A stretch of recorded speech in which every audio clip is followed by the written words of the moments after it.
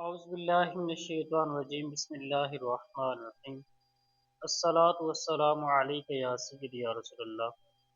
آج انشاءاللہ تبارک و تعالی بہت ہی اہم مسئلہ پر گفتگو کریں گے، اور وہ مسئلہ ہے دو نمازوں کو آپس میں جمع کرنے کے بارے میں۔ معترض نے ایک حدیث کو بیان کیا، اس حدیث کی روح سے ہم جو ہے وہ تمام اپنے مسئلہ کو حل کرنے کی کوشش کریں گے، اور اس حدیث کا صحیح معنی و مفہوم جاننے کی کوشش کریں گے۔ حضرت ابن عباس فرماتے ہیں کہ نبی کریم صلی اللہ علیہ وآلہ وسلم نے دو نمازوں کو اکٹھا ملا کر جمع کر کے پڑھا، ظہر اور عصر کو، مغرب اور عشاء کو۔ اور یہ حدیث نمبر 705 صحیح مسلم شریف سے معترض نے بیان کی۔ اب ہم اس حدیث کا انکار نہیں کرتے، یہ حدیث بالکل ٹھیک بیان کی گئی اور صحیح مسلم کے اندر موجود ہے۔ اب اس حدیث کا معنی مفہوم سمجھتے ہیں کہ اس حدیث کا مطلب کیا ہے، اس حدیث سے کون سی جمع مراد ہے، کون سی جمع مراد ہے۔ سب سے پہلے مسئلہ نکالنے کے لیے قرآن پاک کو دیکھا جاتا ہے کہ قرآن کے اندر یہ مسئلہ کس طرح اور کیسے بیان کیا گیا۔ قرآن پاک کے اندر اللہ تبارک و تعالی ارشاد فرماتا ہے، نماز مومنوں پر مقررہ وقت میں فرض کی گئی۔ اب میں یہ کہتا ہوں کہ اگر ہم صرف قرآن پاک کی اس آیت کو ہی سمجھ لیں تو آگے جانے کی ضرورت ہی نہیں ہے۔ جب اللہ تعالیٰ نے خود فرما دیا کہ نماز مومنوں پر مقررہ وقت میں فرض کی گئی، مقررہ وقت میں فرض کی گئی، تو اب ہمارا آگے جانے کا مقصد ہی نہیں ہوتا۔ مزید اگر ہم اسے سمجھتے ہیں کہ اللہ تبارک و تعالیٰ نے جب وقت کی قید لگا دی کہ جو ظہر کا وقت ہے ظہر کی نماز اسی وقت میں ادا کی جائے، جو عصر کا وقت ہے عصر کی نماز اسی وقت میں ادا کی جائے، اب اگر میں یہ کہوں کہ میں ظہر کو اس کے وقت پہ نہیں پڑھتا بلکہ میں تو ظہر کو عصر کے ساتھ ملا کے پڑھوں گا یا مغرب کو عشاء کے ساتھ ملا کے پڑھوں گا، تو یہ سراسر میں قرآن کی واضح حکم کے خلاف جاؤں گا، کیونکہ جب مغرب کا وقت ہی نہیں تھا میں نے مغرب کو عشاء کے وقت میں پڑھ دیا، تو ثابت ہوا کہ میں قرآن کے واضح طور پر خلاف جا رہا ہوں۔ اب اس کو مزید سمجھنے کی طرف آتے ہیں۔ یہ جو روایت بیان کی گئی یہ حضرت ابن عباس سے بیان کی گئی۔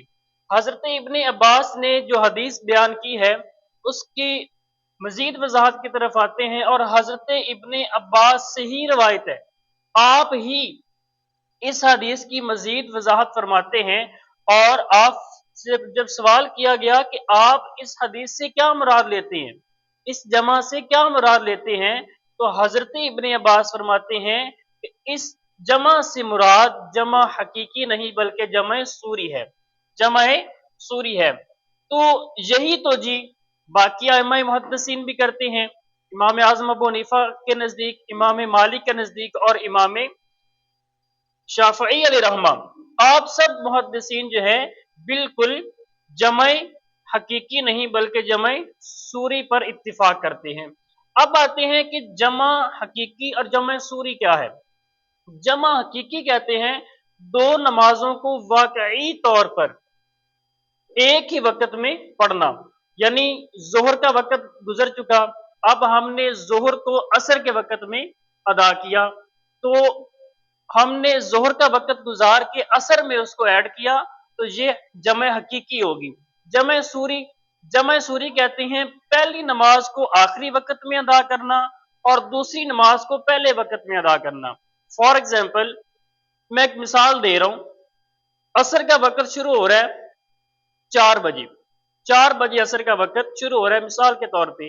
اب میں اگر جمع کرنا چاہتا ہوں دونوں نمازوں کو، سفر کی وجہ سے، بیماری کی وجہ سے یا کسی ضروری کام کی وجہ سے میں چاہتا ہوں کہ میں دونوں نمازوں کو جمع کر کے پڑھوں، اب حقیقی طور پہ جمع نہیں کر سکتا، میں سوری طور پہ جمع کروں گا۔ وہ کس طرح؟ صورتاً جمع کروں گا، وہ یہ ہوگا کہ ظہر کو میں پڑھوں گا آخری وقت میں، ظہر کو پڑھوں گا آخری وقت میں اور عصر کو پڑھوں گا پہلے وقت میں۔ اب اس طرح یہ جمع ہوگی، نہ کہ میں دونوں کو ایک ہی وقت میں ادا کروں، یعنی ज़ोहर का वक़्त बाकी था लेकिन आखिरी वक़्त में मैंने ज़ोहर को अदा किया। असर का वक़्त शुरू नहीं हुआ लेकिन ज़ोहर को मैंने अदा कर लिया। ज़ोहर को अदा करते ही असर का वक़्त शुरू हुआ तो मैंने फ़ौरन असर की नमाज को भी पढ़ लिया। तो इस तरह इन नमाजों को जमा किया गया। इस तरह इन नमाजों को जमा किया गया। अब आते हैं आगे अपने मजीद इस वजाहत की तरफ कि हजरत इब्ने मसऊद फरमाते हैं, हजरत इब्ने मसऊद रज़ी अल्लाह तआला अन्हु फरमाते हैं कि हजूर अलैहिस्सलाम को मैंने मुज़दलिफ़ा और अरफात के अलावा कहीं भी दो नमाजों को जमा करते कभी नहीं देखा। तो अब इससे भी हमारे इस मसला की वजाहत हो गई। अब ये याद रखें कि सिर्फ हज के दौरान अरफात में और मुज़दलिफ़ा में हम नमाजों को जमा करके पढ़ सकते हैं हकीकी तौर पे, जिसकी सरीह नस भी हमें मिलती है। अब आते हैं, मोतरिज़ ये कहता है कि इससे मुराद जनाब ये है कि दो नमाजों को इकट्ठा पढ़ा जा सकता है, इकट्ठा पढ़ा जा सकता है। अब हम कहते हैं कि ठीक है, अगर आप इस जमा से मुराद जमा हकीकी लेते हैं, इस जमा से मुराद जमा हकीकी लेते हैं, तो सहाबा इकराम की पूरी जिंदगी में किसी सहाबी रसूल से ये साबित नहीं कि उन्होंने दो नमाजों को हकीकी तौर पर हज के अलावा जमा करके पढ़ा हो। अगर वो इस जमा से मुराद जमा हकीकी लेते तो किसी सहाबी से ये अमल जरूर साबित होता, क्योंकि सहाबा किराम हर वो अमल करते थे जो हजूर ने किया। तो अगर किसी सहाबी से साबित भी है तो वो जमा हकीकी नहीं बल्कि जमा सूरी है। अब आते हैं नमाज की शराइत की तरफ। अगर नमाज की शराइत देखें तो नमाज की कुल 6 शराइत हैं। उन 6 शराइत में से एक शर्त वक़्त का भी होना है।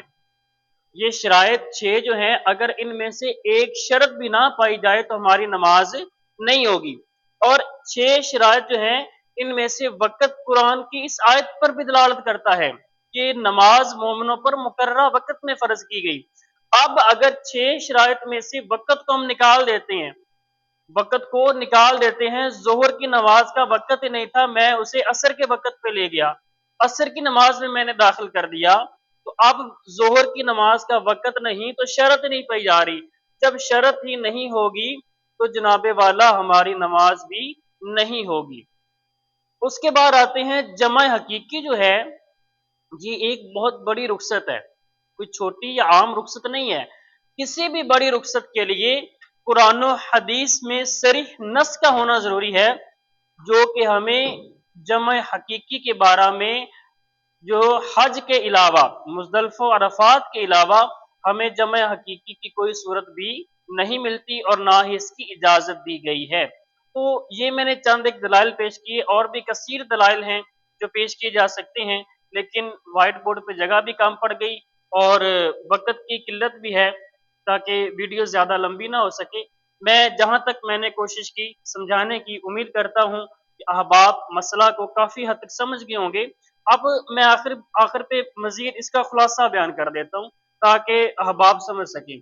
ये जो हदीस है सही मुस्लिम की हदीस नंबर 705, हम इसका इनकार नहीं करते।